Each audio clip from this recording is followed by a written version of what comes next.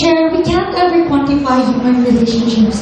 We can't put standard and definite definitions on how human interacts with each other. That's why we think that love is a very interesting topic, right? Because no matter how much we try to delve in these kinds of things, we can never put any standard definition on how these kinds of things work. And we think that we can contribute this to the complexity of humans as individuals. Because aside from our instinctive notions of trying to interpret things, we always have an outside boundary of how we put symbols on different kinds of meanings, right? Like for example, for animals, sex is only a means of reproduction, but for us, it's a means of expressing other things such as care and love, for example. We think that we have to be able to recognize the degree of uncertainties of our perceived and subjective reality. What does that mean? That in every human interaction, everything that we do, there will always be a degree of uncertainty of our assurance that this is the only thing that we will have right now.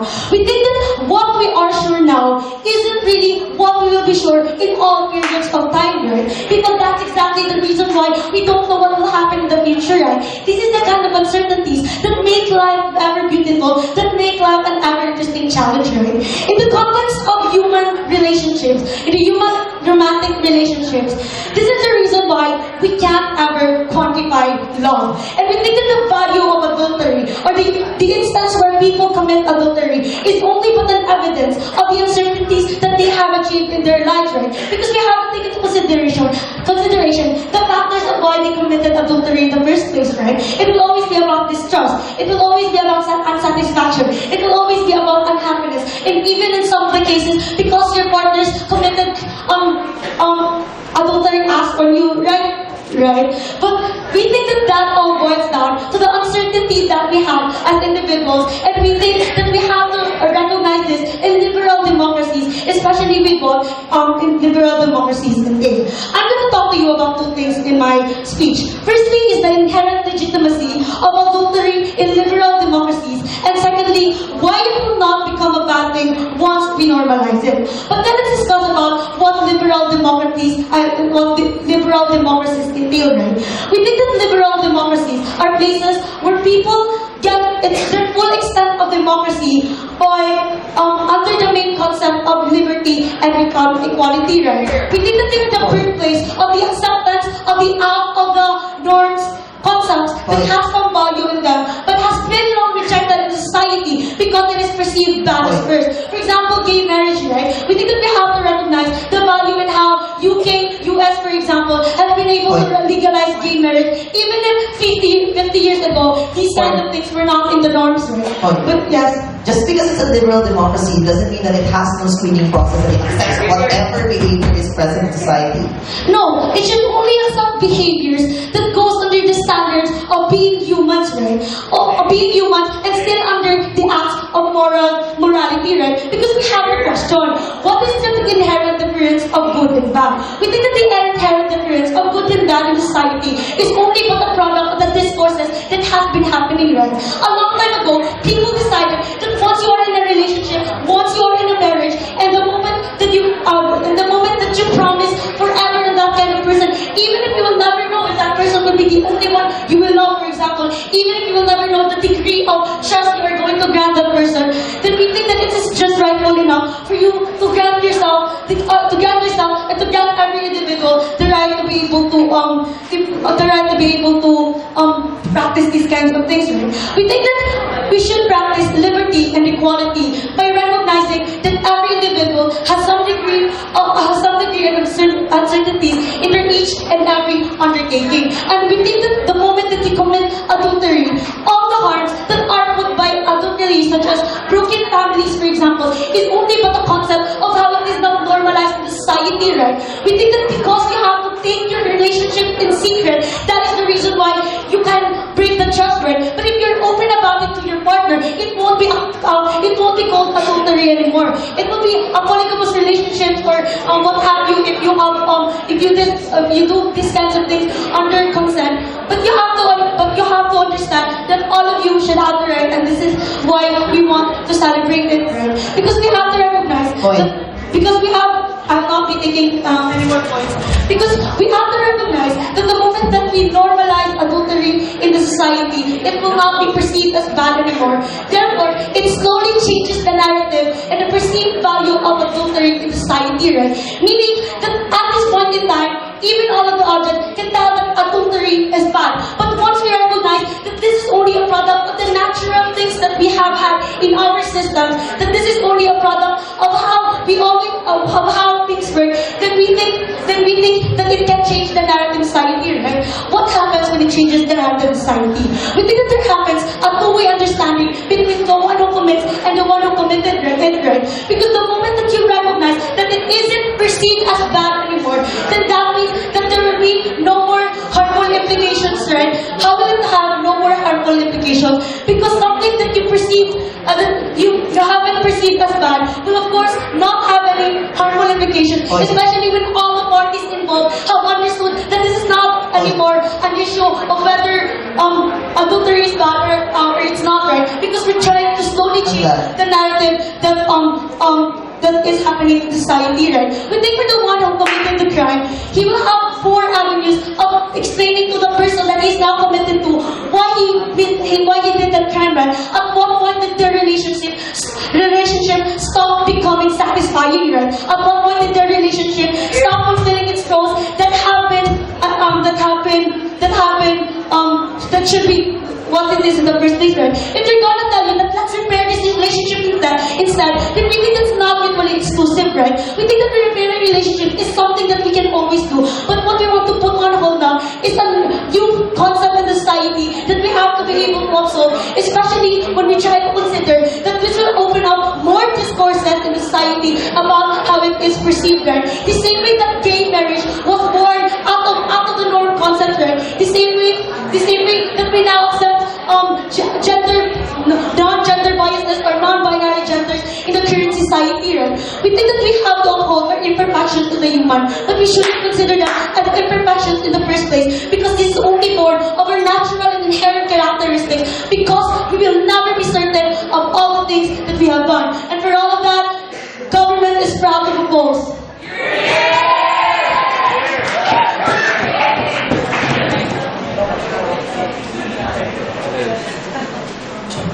Thank you, Prime Minister.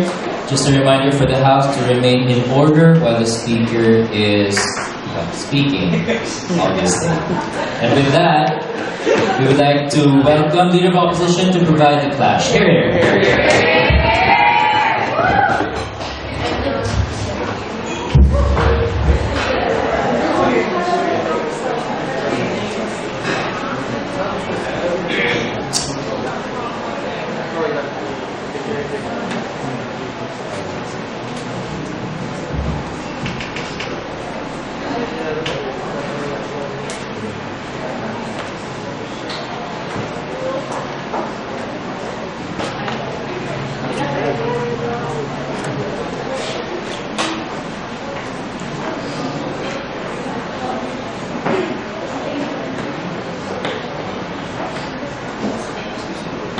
Mr. Chair, even if we value being free at the end of the day, what coming from opening opposition side, even though that the value of freedom and individual choice is respected at the end of the day, we believe that it ends once, for example, another person is hurt, once, for example, you see a loved one crying because they saw you sleeping with another woman or another man, for example, Mr. Chair. Before I go on with my case, let me first have some rebuttals for opening government. They said that we shouldn't blame people for choosing adultery or for cheating at the end of the day because they want to uphold the concept of uncertainty that is in the human psyche at the end of the day. This is particularly harmful for opening government to say this because it's saying, Mr. Chair, that it's natural for people to keep hurting other people just for their own personal gain at the end of the day. This is not true, and this will never be true, especially when we're living in the world that's fighting, for example, for equality, that's fighting, for example, for the rights of others to be upheld at the end of the day. Second, the concept of gay marriage being normalized in society doesn't necessarily apply to this case because when we talk about gay marriage or same-sex marriage, it doesn't hurt any immediate people that are within the relationship, Mr. Chair. What's happening in gay marriage is that they just want to have the right to marry each other because they love each other. What's happening in adultery, Mr. Chair, is that a married couple, the marriage of a couple is destroyed because one of the partner cheated on him or her, later Justin. Third, they said that they want to slowly change their narrative at the end of the day. They're saying that broken families, for example, children crying because they see their parents separating is just a process at the end of the day because they want to normalize these things. We do not want this coming from opening opposition because we believe that nobody, especially the children, especially people who are caught in between of these relationships, doesn't deserve to be hurt at the end of the day. Last rebuttal is that they said that it's natural if people don't like relationship. If a person doesn't like a relationship, for example, then he or she would result to another person. Well, coming from opening opposition, we're trying to say that if you don't like the relationship you're currently in, then break it off. Don't keep on continuing it and hurt the person who is involved at the end of the day. But later, let me first contextualize liberal democracies. It's understood that in their culture, that individual freedom is highlighted, meaning that people are given a choice just as long as they don't violate any laws or any rights at the end of the day. Yes, we understand that. But the goal coming later from opening opposition is simple. We want to highlight that even in liberal democracies, it still seeks to maximize the rights of others. The full extent of this is that ensuring everybody's rights is upheld at the end of the day. Later, why am I talking about rights, Mr. Chair? Because the presumption of adultery is that a marriage already happened and then another person cheated. I said later. See, I was lost. Okay. Why is it a right at the end of the day, Mr. Chair? Because marriage is a right in itself. Because it's a binding contract at the end of the day and laws are attached to it, Mr. Chair. And Tony will explain to you later why necessarily disclosure is harmful in liberal democracies, Mr. Chair. First of all, we regret this act because it forces a type of culture that is harmful to liberal democracies. But before I proceed for that, let me tell you the standards of morality, not law, morality, Mr. Chair. First of all, we want to talk about morality being the action in itself. Meaning, Mr. Chair, the action is the end, not necessarily, the action is the end in itself. For example, when you talk about cheating, stealing is bad, and the end result of stealing is also bad. Same applies with adultery. When you cheat on someone, it's bad, and the end of it is bad. But secondly, let me tell you about the consequences when we talk about morality. When you talk about morality, the consequence is that no harm must be inflicted to anyone or anything. For my arguments, Justin, yes. Before, gay marriage was considered to have third-party harms because it causes harms to people who do not believe to the ideology. But we saw that society transcended and normalized that harm and accepted that change. The problem, Mr. Chair, is that this ideology that they're talking about is a floating concept because there is no immediate harm that is attacking people, for example, because they're not within the relationship. When we're talking about adultery, they're the people in the relationship in itself, and it's harmful because it's immediate at the end of the day. So let me start with my argument. First, even in liberal democracies, individual freedom still has limits even if it's upheld. Exactly the reason why, Mr. Chair, in liberal democracy, divorce exists, Mr. Chair. Because you acknowledge that when you're in a relationship that you don't like, you have the option to cut that relationship off. Cut that relationship off through proper laws, through legal processes, Mr. Chair, that doesn't necessarily have to directly attack your partner because it's understood that you went through that process. You don't just immediately sleep with another person just because you don't like the relationship at the end of the day. Now, I will talk to you about how the culture of adultery is harmful in liberal democracy because it follows that it won't only be limited to adultery because the values that come with liberal democracy can be transferred to other actions as well, for example. Because when I talk to you about rights, it wasn't just about betraying someone you love. It could also be about violating a trust, violating a law, for example, or violating a rule that is within the country. This type of act is transferable to other actions as well. In liberal democracies, it's understood that even if you're free at the end of the day, you still have a set of rules of regulations that you should follow, Mr. Chair. And how is adultery related to this? Because the concept of adultery is that it's okay for me to cheat, it's okay for me to violate your trust and to step on your right because I have my own personal rights to ensue. I have my own personal rights to forward at the end of the day. This can also be applied, for example, Mr. Chair, in the simple concept of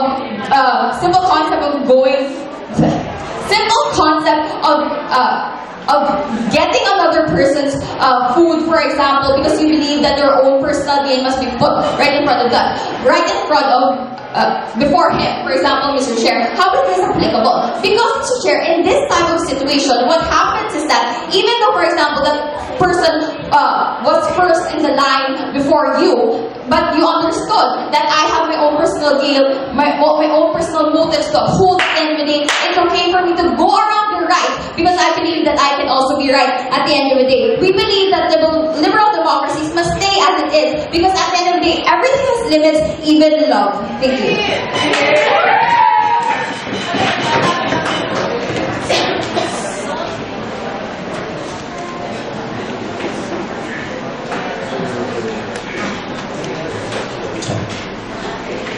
We thank the Leader of Opposition, and now to continue the government's case, we would like to welcome Deputy Prime Minister. Here.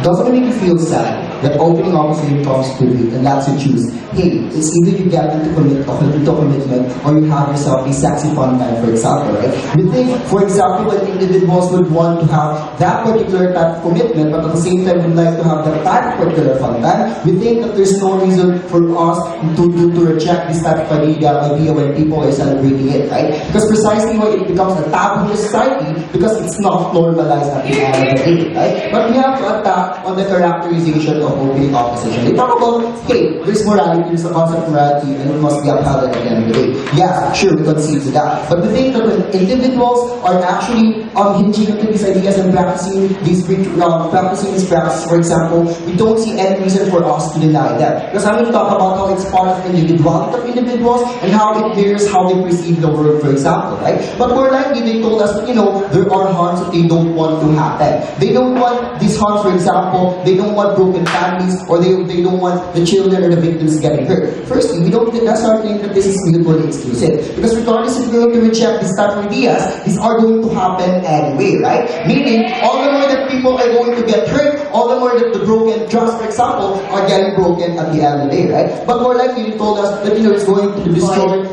after Philip. They told us, it's going to destroy the contract of trust, for example. Firstly, we think that trust is a neutral value, meaning it doesn't actually have a value in itself, right? It's only the society that put narrative on it that must always put a value on trust, for example, right? Precisely why trust is broken, because people put so much value in this that the moment that this type of narrative is disrespected, then people are getting carried away that they are being untrusted, for example. We don't necessarily think that at the end of the day, when they talk about trust, for example, in fact, it's not mutually exclusive, right? Because we think that even though that we are going to normalize the idea of trust, it's still going to yield to happiness, for example, or how you're going to complete your individuality, right? Before I end this, I'm going to talk about two arguments. First, I'm going to talk about how it fuels resentment with these individuals who practice them, and secondly, I'm going to talk about how the rejection of ideas destroys even the type of ideas that they want to push. Before I end this, let's circle it.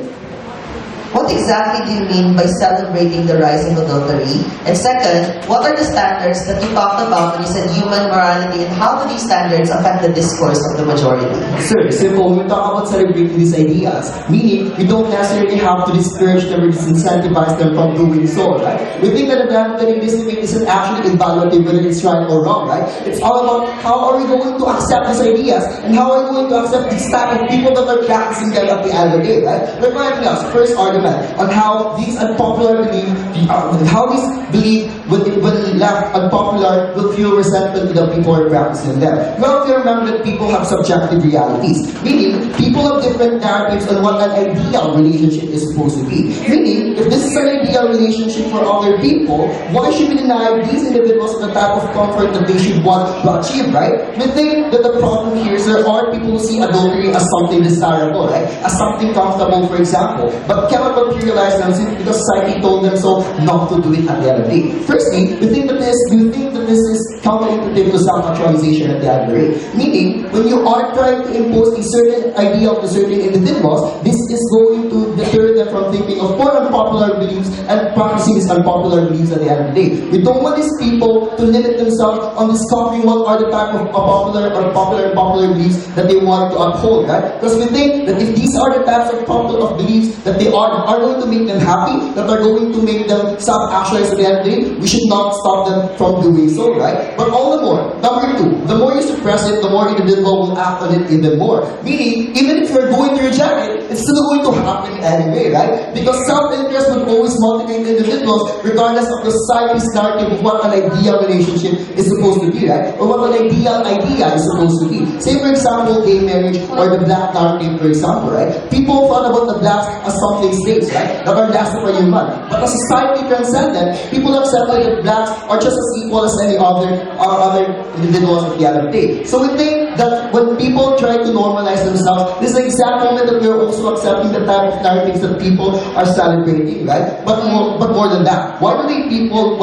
these people do this at the end of the day? Because we think that their desire speaks something about their individuality. This is something you cannot change on how they perceive this society, right? Meaning, when you discourage these individuals, it's as good as the state not acknowledging their capabilities and their individuality, right? But big question, why is this individuality a value, right? Because we have to remember that because people are propelled every day according to their individuality, on how they are going to perceive the world, right? This is something that we should respect because this is what makes people who they are. And this is what operates them at the end of the day, right? Say for example, you think that, gay relationship is actually accepted, but you cannot act on it because society told you so that not to do it, right? When does resentment come in? It's when society can accept their desires, for example. But we have to remember, ladies and gentlemen, that nobody wants to feel unaccepted. Nobody wants to feel that they do not belong in society, right? The moment we continue denying them this is the exact same moment that we are isolating them from the society. Nobody wants to feel isolated for being black or for being gay or for acting on type of ideals that you want to happen to your life. Otherwise, this is where negativities come in. So, for example, depression or even resentment. The time we push them away is tantamount to the time that we tell them that they are wrong and they can never be accepted. But up to my second argument on how the rejection of ideas destroys the narrative of an ideal relationship. There are people who would willingly act on urges, for example, or on how they see the world as it is, right? There are some who recognize that they cannot have an ideal relationship if they can't have the idea of fun secrecy at the end of the day. If they can't have fun sex time when they get married or when they are committed to someone special, for example, they won't even dare to go to a commitment, right? Precisely why people prefer fuck buddies, for example, over a relationship, right? We think that ideal relationship deters people away from the very same narrative that society are actually pushing into them, ladies and gentlemen. But we think when there's normalization, this is the exact moment that people are getting desensitized by the quality of taboo that it presents, right? Meaning, the more that people see this as something boring at the end of the day or something normal, people will try to see the real meaning of love, right? And what an ideal relationship is supposed to be. So meaning, there is actually a self-correcting mechanism when we try to celebrate these types of ideas. Because when they will be able to taste every viand, for example, they will recognize what is the best viand at the end of the day, right? And for all these reasons, we are really proud to say that UPC Bulan is back, and this is all for Samantha Perino. Thanks.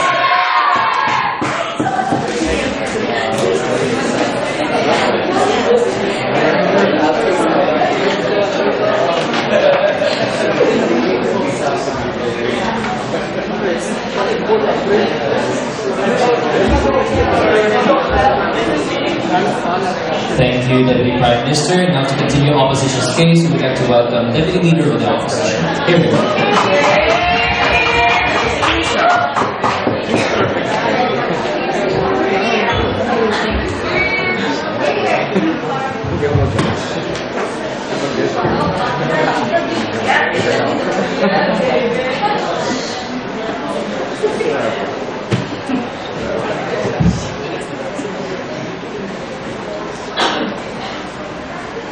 it's funny that they talk to us about trust and that it's not necessarily much of a value, especially in the context of liberal democracies. We think that's particularly a contradiction on their part, because if you try to look at it, democracies necessarily understand that there is a value in trust coming from the people to the state. So we think always, trust is always a value, Mr. Speaker. But more than that, they were willing to actually bite the bullet and tell us it's okay for family institutions to be broken, and I will agree with you why these families and institutions is important to protect in the first place. But secondly, I will also tell you exactly why this normalization is necessarily harmful, especially in the context of families and also other institutions that should also respect. But before that, a few responses.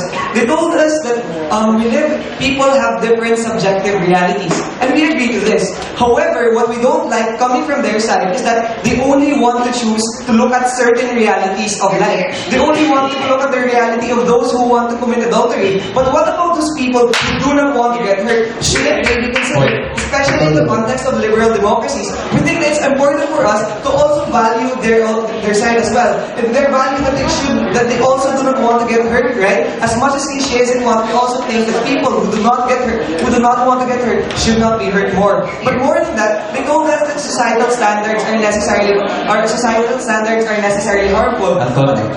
We think it's not necessarily as harmful, because what we think is that societal standards necessarily provide people a way to actually interact with each other and have a common convention in how to interact with each other, even with different subjective realities. We think that's a value that we have to fight for this debate. But more than that, you know what? Justin asked us about gay marriage, and before it didn't have a third party. That it had a third party harm. Like institutions do not want it. However, if we try to look at it, it's in a different context. Why? Because in the context of gay marriage, there was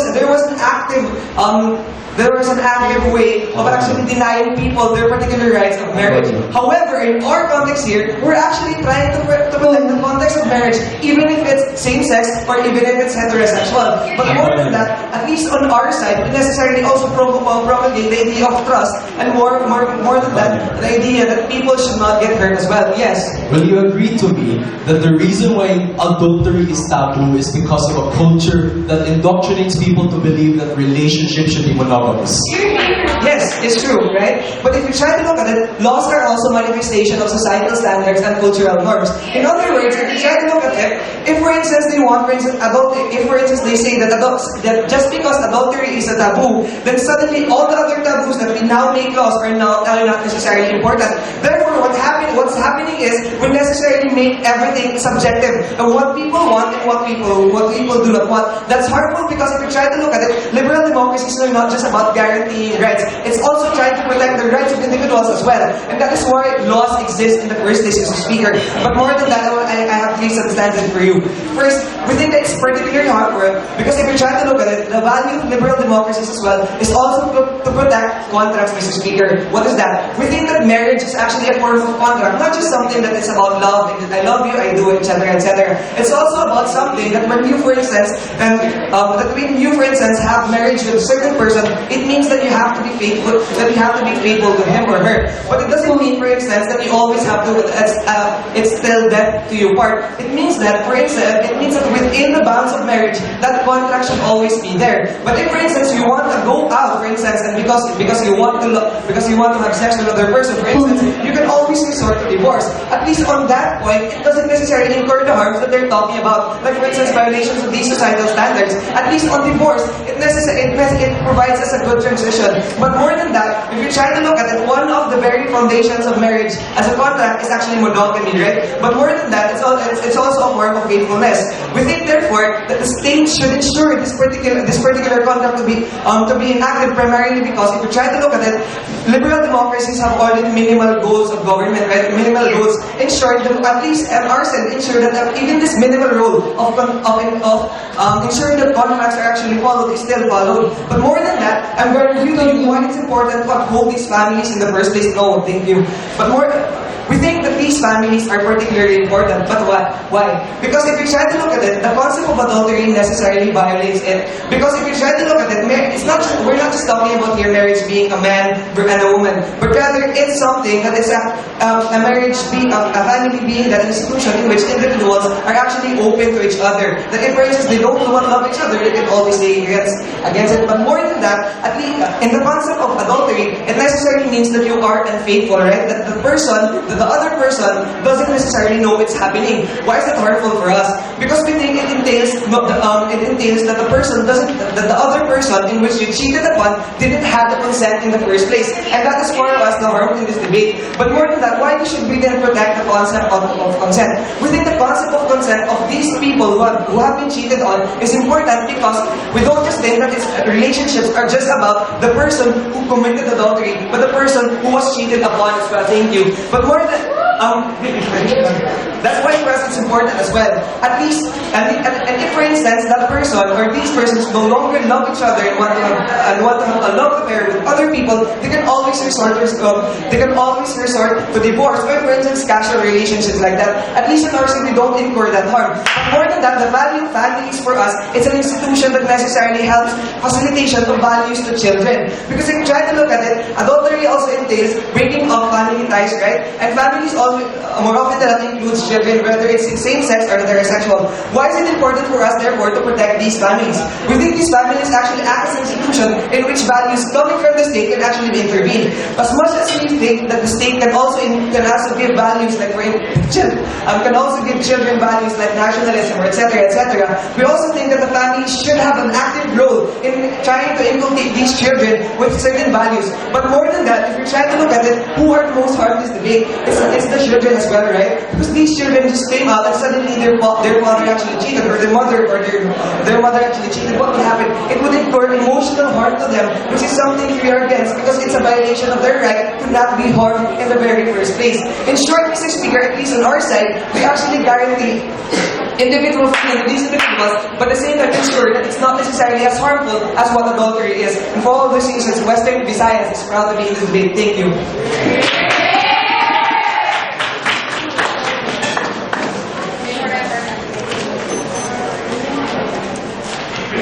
Thank you, Deputy Leader of Opposition. Just another reminder for the House to please remain in order up to the last second of the Speaker's speech. And with that, we would like to open the closing houses and welcome Member of Government. Here.